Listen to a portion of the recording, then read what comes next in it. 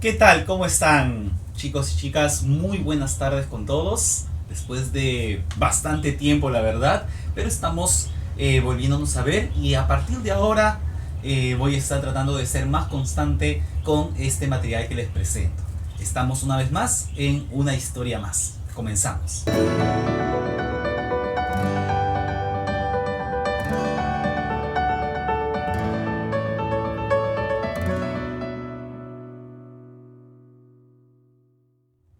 El día de hoy, aunque el canal se llama Una Historia Más, obviamente pues se abarcan distintos cursos o distintos aspectos de las ciencias sociales. Hoy quiero hablarles de un tema muy importante que es la geodesia. Profesor Enrique, ¿qué es la geodesia? La geodesia es la rama de la geografía que se encarga del estudio de la forma y las dimensiones de la Tierra.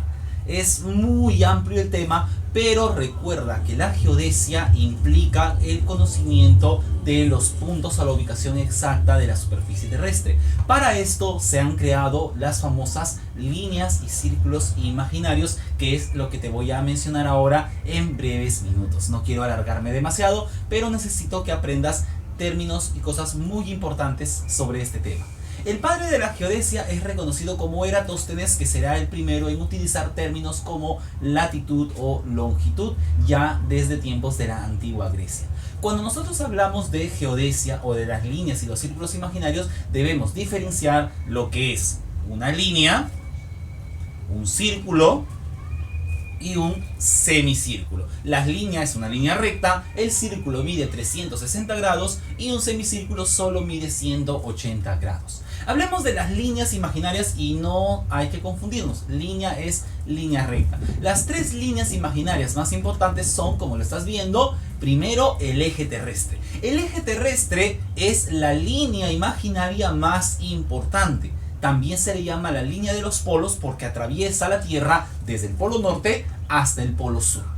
Profesor Enrique, ¿y por qué el eje terrestre se ve inclinado? ¿Lo han dibujado mal? ¿Por qué está torcido? Está inclinado en una inclinación de 23 grados por acción de la Luna, que es la que ejerce cierta fuerza de gravedad y hace que la Tierra o el eje terrestre esté un poco inclinado. Profesor, ¿y qué pasaría si la Luna desapareciera? Bueno, el eje terrestre regresaría a su posición normal, pero los días y las noches serían mucho más rápidos y ya no durarían 24 horas. Bien, recuerda, eje terrestre, línea imaginaria más importante y también llamada la línea de los polos o el eje de rotación. La siguiente línea imaginaria más importante son los radios. ¿Qué es el radio terrestre? Como lo estás viendo en la imagen, es la distancia que yo trazo desde un punto cualquiera de la superficie hacia el centro de la Tierra. O sea, profesor, desde donde yo estoy parado en este momento, ¿puedo trazar una línea en el centro de la Tierra? Claro que sí, y eso sería un radio terrestre. Profesor, ¿y cuántos radios existen? Te puedes pasar toda una vida contando los radios terrestres y no acabarías porque los radios terrestres son infinitos. Así es, son totalmente infinitos. Esos son los radios terrestres, distancia de un punto al centro de la Tierra.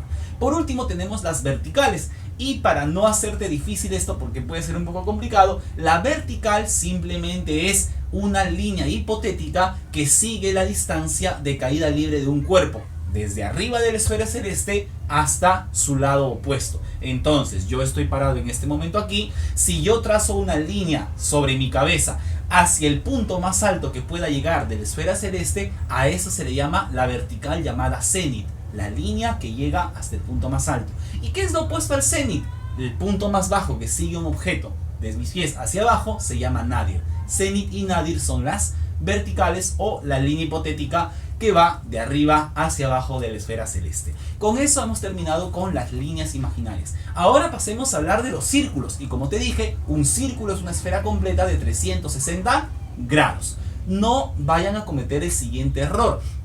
Muchas veces en las preguntas del examen te dicen, indica cuál es la línea imaginaria más importante y marcamos el ecuador. Pero el ecuador no es una línea, es un círculo y justamente vamos a hablar de él en este momento. Los círculos son concéntricos a lo que es la forma de la Tierra y miden 360 grados. ¿Cuál es el más importante de ellos? El ecuador. El ecuador, también llamado el paralelo base o paralelo cero. ¿Qué son los paralelos, profesor? Los paralelos son círculos que le dan la vuelta a la Tierra. ¿Cuántos paralelos existen? existen infinitos paralelos. Son más pequeños y se unen en los polos y se van agrandando conforme llegan a lo que es la mitad de la Tierra, que es el Ecuador. ¿Cuál es el paralelo más importante, profesor? El Ecuador, también llamado línea ecuatorial. Le dicen línea ecuatorial aunque en realidad es un círculo, no te confundas. O también la línea equinoccial. Bien, el Ecuador, profesor, ¿y por qué es importante el Ecuador terrestre? Porque divide a la Tierra en dos mitades o en dos hemisferios. En este caso, hemisferio norte y hemisferio sur. No te olvides, Ecuador, el paralelo cero o paralelo base, y divide a la Tierra en los dos hemisferios norte y sur. Bien, luego tenemos otros dos paralelos muy interesantes, cada uno separado del Ecuador por una distancia de 23 grados, los trópicos. En el norte, el trópico de Cáncer, y en el sur, el trópico de Capricornio. Dos paralelos que son más pequeños que el Ecuador, pero son muy importantes y están separados del Ecuador. Profesor, y nosotros que estamos en el Perú, ¿a qué trópico estamos más cercanos? Estamos más cercanos al trópico de Capricornio porque es el que rige el hemisferio sur. Bien, una cosa más. Todos los países que se encuentran ubicados entre los trópicos tienen un clima tropical. De allí viene la palabra tropical, de los trópicos. ¿Qué es un clima tropical? Un clima donde hace mucho calor, donde llueve mucho y sale mucho el sol. Profesor, ¿acá en el Perú hay algo de eso? Claro que sí, en la selva peruana. Si es conocido la selva, vas a ver que es exactamente lo que acabo de describir. Y por último tenemos otros dos paralelos importantes, los círculos polares. ¿Cuáles son? Son dos y están en el polo norte y en el polo sur. El círculo polar ártico y el círculo polar antártico. El círculo polar ártico está en el norte y el círculo polar antártico, que rodea la Antártida, está obviamente en el hemisferio sur. Cada uno separado del Ecuador por una distancia aproximada de 66 grados. Bien, ¿para qué sirven los círculos polares, profesor? Para separar las zonas frías del planeta, las zonas congeladas, de las zonas templadas, que son un poco más cálidas. Entonces los paralelos, su única función es indicarte la separación de las zonas frías, zonas templadas y zonas tropicales de la Tierra, o mejor dicho, las zonas climáticas. Bien, con eso hemos terminado con los círculos imaginarios. No te olvides, Ecuador, los trópicos y los círculos polares. Terminamos esta lección hablando de los semicírculos. ¿Cuánto mide un semicírculo, profesor?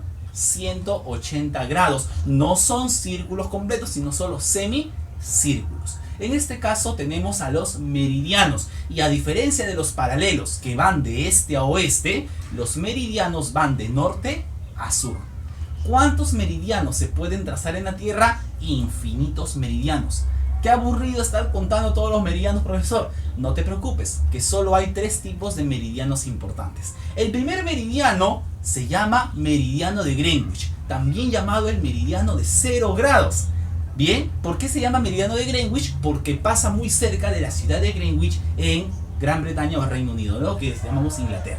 Bien, este meridiano de Greenwich es muy importante para nosotros porque es el meridiano base, meridiano cero, y también se le llama la línea internacional del cambio de hora.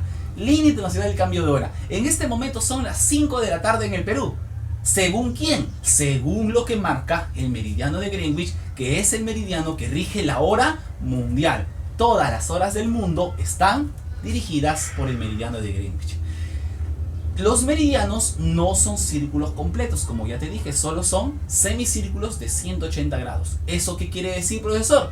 Quiere decir que tienen un opuesto hacia el otro lado, que completa el círculo, pero es un meridiano diferente. Antes de pasar con el siguiente meridiano, solo recuerda que el meridiano de Greenwich, aparte de ser la línea internacional del cambio de hora, también sirve para dividir a la Tierra en dos hemisferios. Profesor, ¿norte y sur? No, norte y sur es el Ecuador, pero el meridiano de Greenwich divide a la Tierra en hemisferio este y hemisferio oeste.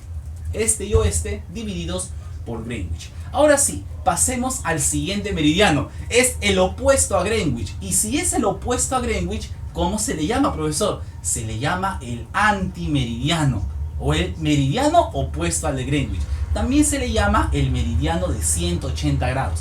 Si el meridiano de Greenwich es de 0 grados, el antimeridiano, ¿cuánto mide? 180 grados, o se le llama así. Profesor, ¿y por qué veo en la imagen que tiene una imagen toda torcida, media rota? ¿Qué le pasó a ese meridiano? Bueno, el meridiano de Greenwich es una línea completamente, un semicírculo completamente recto. En un país, profesor, ¿pueden haber distintas horas? Claro que sí. Por ejemplo, aquí en el Perú, en Lima, no estamos a la misma hora que en Madre de Dios, porque en Madre de Dios amanece primero y están unos minutos más adelante que nosotros. En un país pueden haber distintas horas, eso es normal.